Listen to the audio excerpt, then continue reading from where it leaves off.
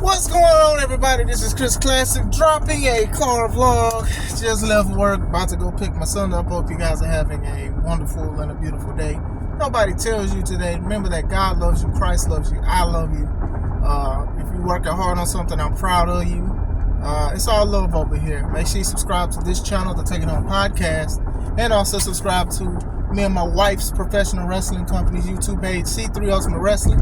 Check out the website, c3ultimatewrestling.com. We have a show less than a month away called The Amazing World, where we crown a new C3 Ultimate Wrestling champion. I wanted to talk about the biggest news today, and it is the releases. Now, if I forget somebody or if somebody is named while I'm speaking, I apologize. A lot of us knew that the releases was going to happen because of the merger and everything, but usually releases happen after WrestleMania, which was in April.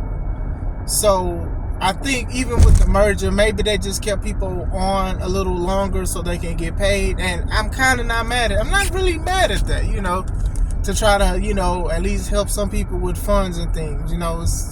Releases are unfortunate anyway. People are let go. Some have wanted it, and some were granted, and some were just let go. They try to work hard, they try to make a statement. This was their dream job to work for WWE, and to be let go, that is a sad thing. Now, am I going to sit here and be like it's all WWE's fault? Not really, because it's business.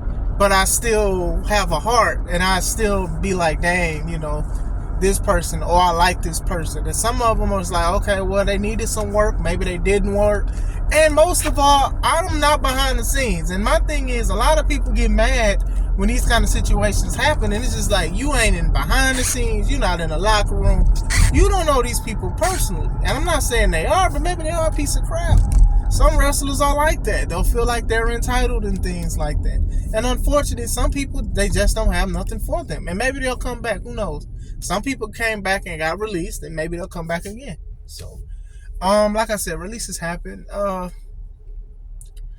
lot of people are shocked that Dolph Ziggler was let go.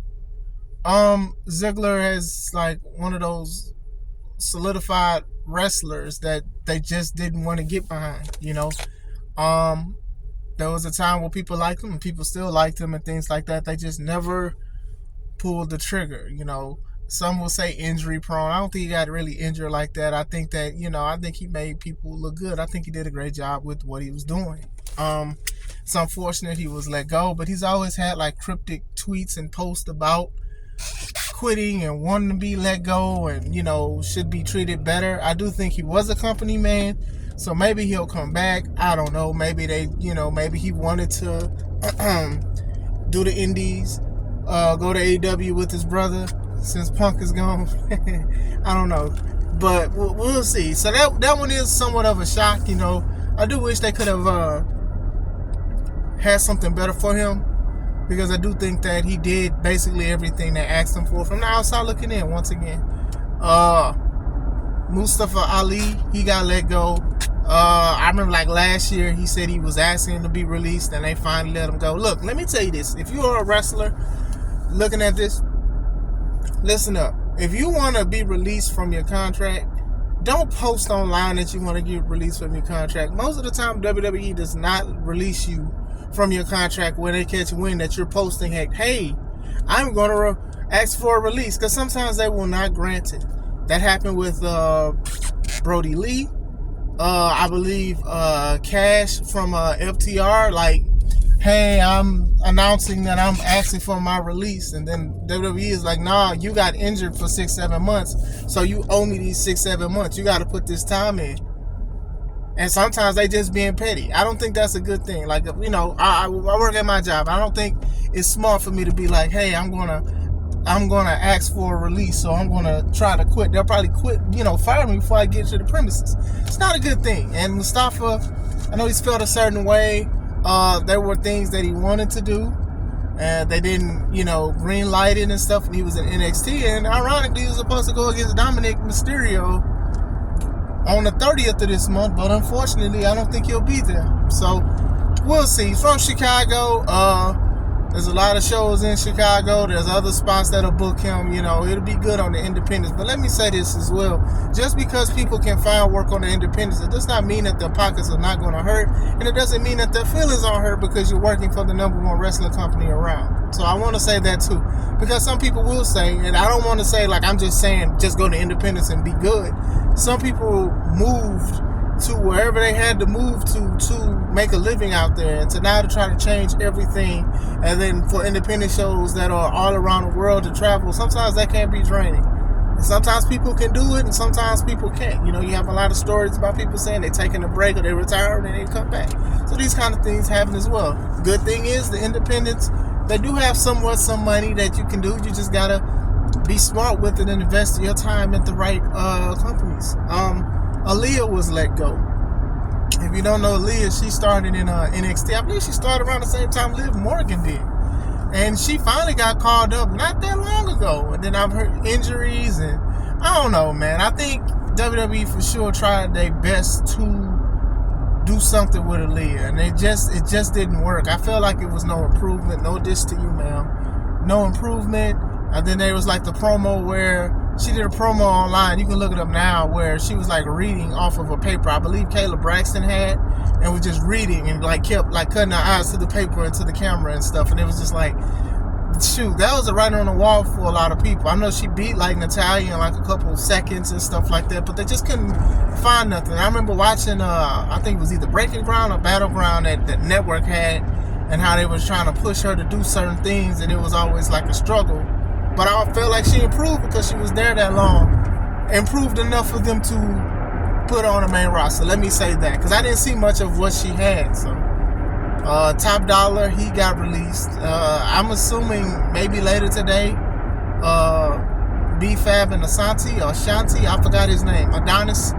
They may or may not. Maybe they'll find something in them. Now with Top Dollar, I don't know, because Top Dollar has a big media presence online, and I think that's what really messed him up, and I think that's what messed up his partners when they got released the first time. If you guys don't know, first time 2 years ago they got released. What happened was he was falling out with the Young Bucks, somebody that's not even in the company. First of all, you're in the #1 wrestling company arguing with somebody that's in the #2 wrestling company.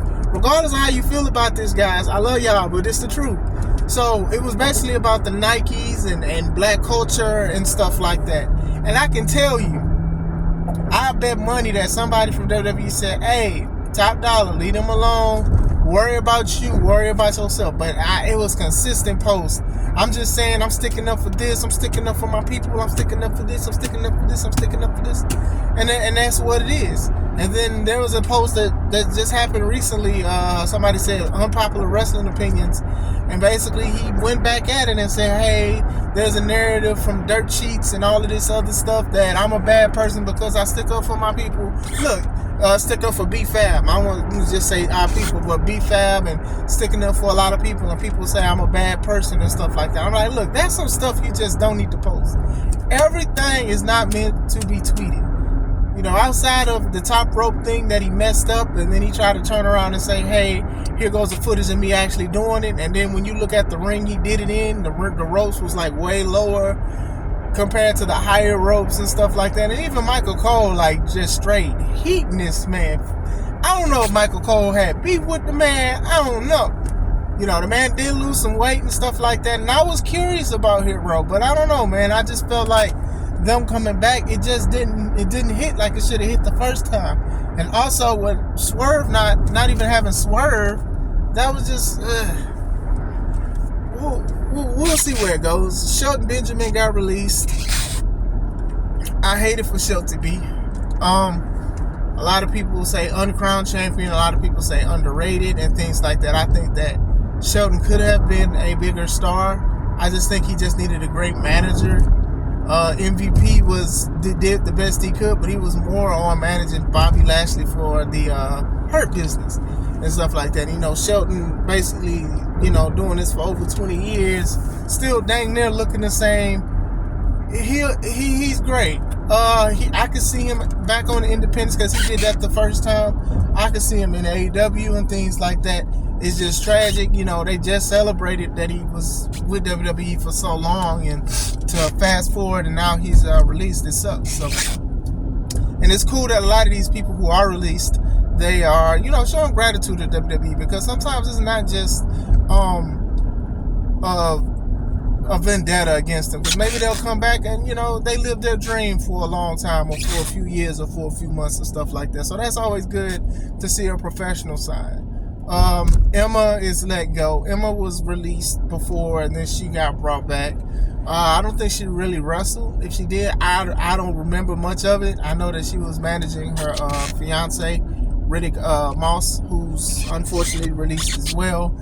I think these guys, they still have potential. I loved Emma. Emma was a staple to me in NXT, because she was part of that women's wrestling revolution. It's just that she had the bubble gimmick, and people like to act like she didn't have no importance in it, which she did.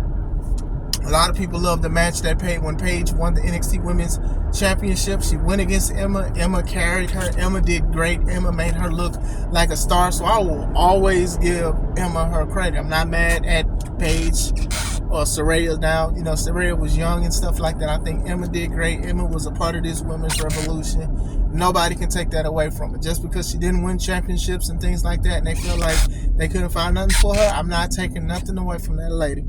I will say that about Emma. So it does suck that she is let go. Riddick, he had potential. I remember years ago he was teaming with Tino Sabatelli, Mandy Rose's fiance. I don't know if they ex or whatever, but that was what I remembered him from. When Tino got released, Riddick stayed, and then Riddick was with Baron Corbin a little bit when Corbin was Happy Corbin. I forgot what Riddick's name was, but it was real interesting to see what they was doing. So, is released. I'm trying to think who else is released. It's a few people released. Like I said, it sucks, and but some people can find stuff in the independents. But it's just like you just hope and pray that they're okay. You know, this kind of thing. You know, it affects people. Sometimes it affects people the wrong way. You look at Dark Side of the Ring, and then you look at all of these people that like went through so much stuff and depression and things because they felt like their dream job was taken away from them. So I always say just tough it out, take time to heal, and then overcome it. You know, maybe they'll call you back. Who knows? But like I said, it does suck to see when people lose their job. And I know I'm forgetting somebody, and please forgive me that I forgot who else. But I'm hearing Karrion Kross too. And I don't know if Karrion Kross is or not. I wouldn't be surprised, unfortunately. Not saying he sucked. I just think that the wind was just taken out of him the first time he was there, and how they had him lose to Jeff Hardy. Like, the man was undefeated, then they had him lose to Jeffrey Hardy, Brother Nero, and Adam Cole doing a promo kind of burying him and things like that. And I know he came back with his wife, Scarlett Bordeaux, and I don't know if Scarlett is released, but I don't know if he's released, but that's what some people are saying. Some people are saying he is released, and like I said, it does suck. It does suck. You know, I do think he had potential to be a main eventer. It's just that they couldn't just keep him how he was because of him being exposed and even being released. It was time for something new, and I don't think they really gave it to him. Dang, I just had somebody I forgot. Oh, Elias. You know, Elias, but a couple days ago, people were talking about Elias was requested a release, so he was a free agent and things like that. I know that Elias has turned his life around, and he even posted on his Twitter that when he got released, that God is good, and God is good. So even through the rain, sometimes it's time to grow, sometimes stuff gets washed away, and sometimes things get planted in the ground through water. So I know he got baptized in Israel, so shout out to him and God bless him and everything that he continues to do. He was one of those guys that was very popular too, even as a bad guy. WWE stands for Walk with Elias. And then I just don't know what happened. Like, I don't know if it was politics or what, but people was buying his shirts, he was selling merch, people liked his segments. He didn't really have to wrestle. All he had to do was just play his music and make fun of stuff. And then all of a sudden he left. He shaved his beard and talked about he was Ezekiel, his younger brother. And it was entertaining. I'm not going to lie, it was entertaining. But then it just got crazy. And then it was like they tried to bring him back and they like glued a beard on him. And they they glued a beard on him and stuff, and had him act like he was taking pictures with his brother and all that. It was just crazy. It was like they killed off Ezekiel and then brought him back, and it just wasn't the same. I don't know if y'all wanted him to be a bad guy or a good guy, but it was just like, dog, what is y'all doing with this man? And this is a good point. You know, a lot of people be like, WWE don't know what to do with certain people. And I'm like, that's true. But then at the same time, they only need them for certain things. And sometimes, even though the fans have a reaction to say, hey, push this person, sometimes they don't go. And that's with a lot of companies. Sometimes they just don't go, they don't listen, or they feel like it's not a good investment. So, you know, Elias is just one of those ones. I enjoyed the guy. I love the guitar, calling himself the Drifter. I thought it all worked, you know. But what do you guys think? Are you guys shocked by some of these releases? I'm hearing they may not even be done. I'm hearing they're going to NXT.